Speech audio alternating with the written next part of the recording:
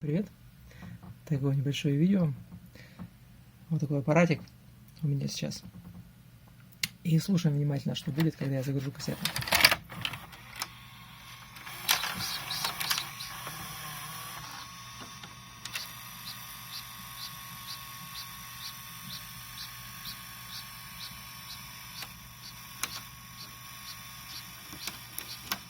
Слышали, да? Посвистывание такое. Вот примерно так, друзья, посвистывает фетр, который пора либо менять, либо чистить. Всем хорошего дня.